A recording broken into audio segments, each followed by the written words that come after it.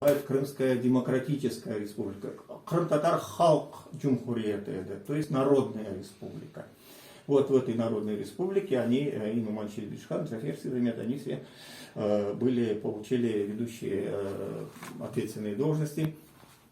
Но события развивались таким образом, что после этого Нуман Челебиджхан был арестован. Сначала арестован контрразведкой, белой контрразведкой, и увезен в Ахьярга, но народ отстоял его. В то время все же крымские татары имели и свою вооруженные силы. Это 3500 эскадронцев крымских татар, которые вернулись с фронта с Первой мировой войны и создали вот эту вооруженную силу крымских татар здесь.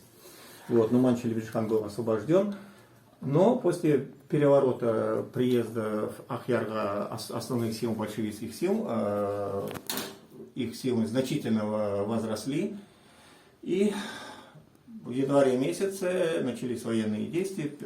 Рабочие вот этих цехов в Симферополе подняли восстание и начали, в общем-то, расстреливать законную, в принципе, власть, крымско-татарскую власть. И после этого крымско-татарская армия была разбита, части ушли в горы, оставшиеся в живых, а на полуострове вот воцарился вот этот большевистский хаос и тотальный вот такой большевистский террор. В результате этого Нуман Челебиджхан был захвачен, увезен в Ахьярга. Вот.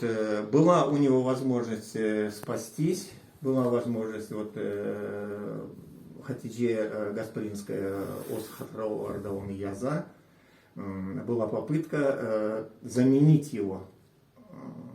Были люди, крымские татары, которые могли зайти туда, остаться там, а он должен был выйти из тюрьмы. Но он сказал нет.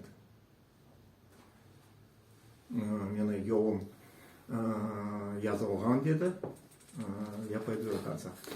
Вот таким образом этот человек просто отдал себя. Он понимал, что такое большевизм, у Арбледлер был но понимая, что халкамазга для борьбы, для того, чтобы сохраниться как нация, нужны герои, не только те, которые были Кешкен Асар-Варда, но герои этого времени, вот сегодняшнего дня, да, он себя просто отдал на растерзание для того, чтобы у людей был живой пример служения народу. Вот таким образом, совершенно осознанным образом он себя отдал для того, чтобы, в общем-то, урнек тебе, урнек таима халкун огунде халмага.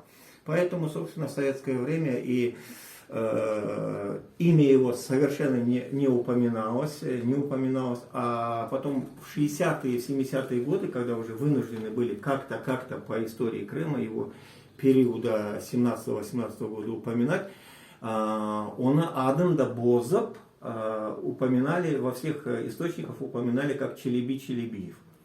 Но Челеби Бабаседа, Нуман Челебиджхан, бір кереде язылмайды, Бозап Адам да Йозо, ну и, конечно, упоминали как реакционного лидера, работавшего там на буржуазные элементы и все прочее. Вот Бізге яхшы білмек керек, вот сейчас и біздің халқымыздан кто-то повторяет вот эти незаслуженные дифирамбы в адрес первого председателя Временного революционного комитета Ахьярского, это был Гален, возглавлял вот эту всю банду большевистскую. К сожалению, и Бек Айтулла дамуарам сделано, Язайлер, Айтейлер, например, Раметли Айдын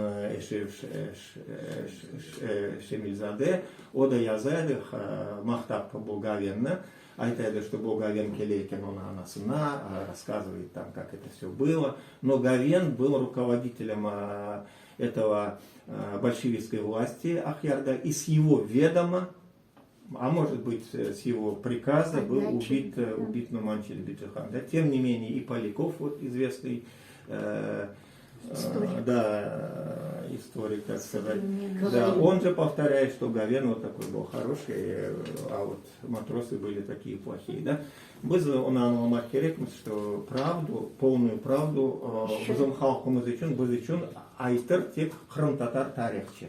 Крым-татар тарихчы. Это никакой не Вазгрин, никакой не Поляков, да, а именно наши кадры должны это все. Өзіміз язмақ керекміз, и өзіміз соңына келмек керекміз. Ну, мен үшін, например, Аллаға шүкір, 9-й сенесіне, вот в 90-м году мен бек қуанамын, что к этому году уже какая-то информация о Нумане, Челебе-Джихане да, среди народа была. Вот, тогда еще были старики, которые помнили то время. Ну, где-то вот Чарибода, менде Чарибода, бір ел Салтыкова Щедринанова кітапханеде Петербургта, Ленинградта уақыт Чавашханым оқыдым анда. И вот кім был еді бұл Джафер Седамет, Нуман Челебе-Джихан біледік біз. И этот шүкір, мұны Исмаилбейна мейданға кетіргенде біз енді білеміз. И бұл бірінші сұқақларын бірісін Нуман Челебе-Джиханға бағышлап бердік. Біз үшін, біз